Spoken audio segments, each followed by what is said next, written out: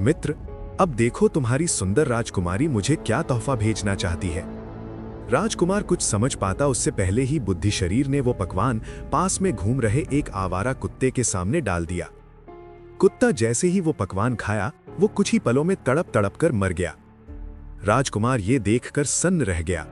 उसकी आंखों में आंसू आ गए।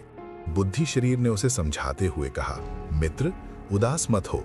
उसे मुझसे डर है, क्योंकि मैं उसके चरित्र और चतुराई को पहचानता हूँ। उसे लगा कि मेरे रहते वो तुम्हें पूरी तरह वश में नहीं कर पाएगी, इसलिए उसने मेरे खाने में जहर मिलवा दिया। लेकिन हमें अब घबराना नहीं है, बल्कि इस परिस्थिति का फायदा उठाना है। तभी अचानक पूरे नगर में कोहराम मच गया।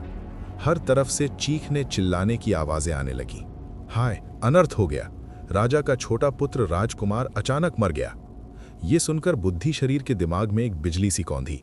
उसने राजकुमार से कहा, मित्र, यही मौका है तुम्हें पद्मावती को यहां से निकालने का।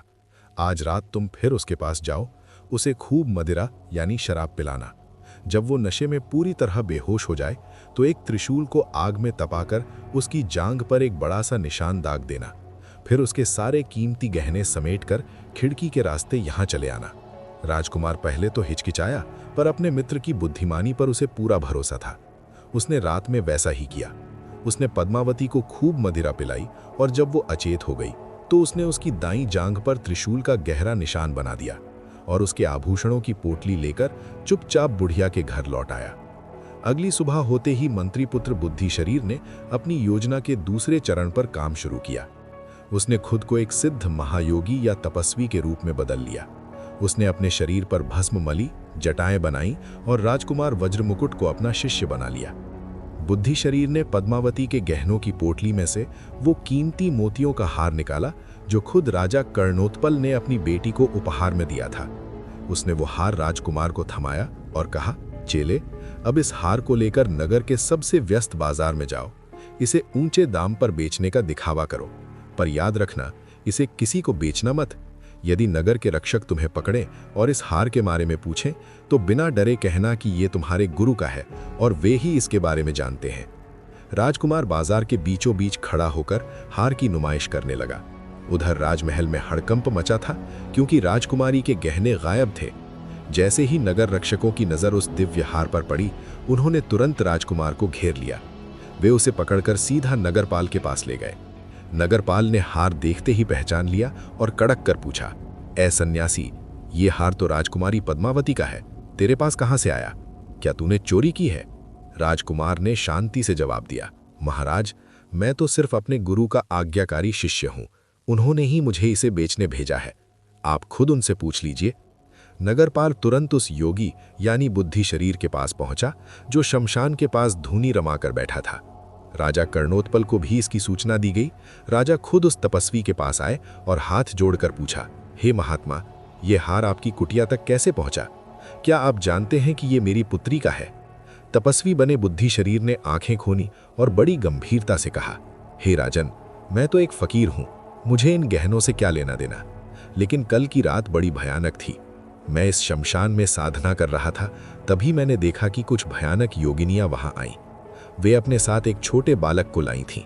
उनमें से मुख्य योगिनी ने उस बालक की बलि दे दी और उसका हृदय निकालकर काल भैरव को अर्पित कर दिया। वो योगिनी मदिरा के नशे में धुत थी और मुझे चिढ़ाने लगी। जब उसने मुझे बहुत तंग किया तो मुझे क्रोध आ गया। मैंने मंत्र बल से अपना त्रिशूल गर्म किया और उसकी दाईं जांघ पर एक गहरा निशान दाग दिया। उसी खींचतान में उसका ये हार मेरे पास रह गया। अब मैं ठहरा साधु, ये हार मेरे किस काम का? इसलिए मैंने इसे बेचने भेज दिया। राजा ये सुनकर सन्न रह गया। उसे याद आया कि उसका छोटा बेटा कल ही रहस्यमयी ढंग से मरा है। उसने तुरंत अपनी एक विश्वास पात्र दासी को पद्मावती के पास भेजा। दासी लौटकर कांपते हुए बताया, महाराज, तपस्वी की बात सच है। राजकुमारी की जांघ पर त्रिशूल से दागे जाने का गहरा घाव मौजूद है। राजा कर्णोत्पल को अब पूरा विश्वास हो गया कि उसकी बेटी ही वो योगिनी है जिसने अपने ही भाई की बलि दी है। उसने गुस्से और दुख में आकर योगी से पूछा, महात्मा, ऐसी दुष्ट कन्या के लिए क्या सजा होनी चाहिए? बुद्धि शरीर ने शास्त्र का हवाला देते हुए कहा, राजन, शास्त्रों के अनुसार जो स्त्री कुल नाशिनी हो उसे मृत्यु दंड देना उचित नहीं, बल्कि उसे देश निकाला कर देना चाहिए। राजा ने वही किया। पद्मावती को अपमानित करके घने जंगल में छोड़ दिया गया। शाम होते ही जब सब शांत हो गया, राजकुमार और बुद्धि शरीर घोड़ों पर सवार होकर उस जंगल में पहुंचे। वहां पद्मावती अकेली रो रही थी। बुद्धि शरीर ने उसे सब कुछ सच बताया कि ये सब उसे वहां से सुरक्षित निकालने की एक योजना थी। पद्मावती को अपनी गलती का एहसास हुआ और उसने मंत्री पुत्र की बुद्धि का लोहा माना। वे दोनों उसे लेकर अपने देश वाराणसी लौट आए, जहां राजा प्रताप मुकुट ने उनका भव्य स्वागत किया और वे सुखपूर्वक रहने लगे।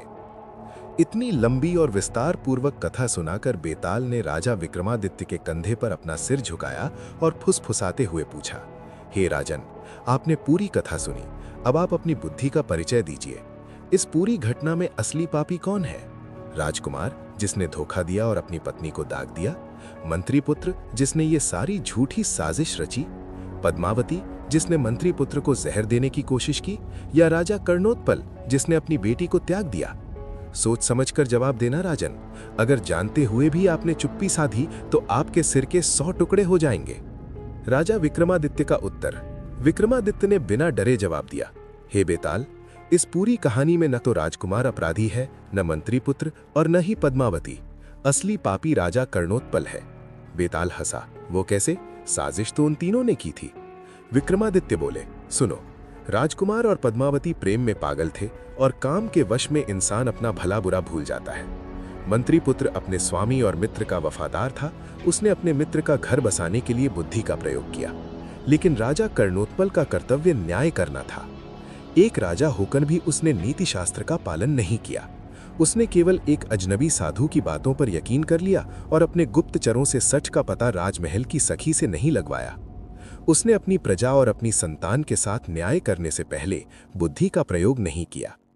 एक मूर्ख राजा जो बिना जांच के निर्णय ले, वही सबसे बड़ा पापी होता है। राजा का मौन टूटते ही बेताल जोर से खिलखिलाया और बोला, वाह राजन, जवाब तो सही दिया पर शर्त टूट गई। और देखते ही देखते वो राजा के कंधे से उड़कर फिर से उसी पेड़ पर जा लटका।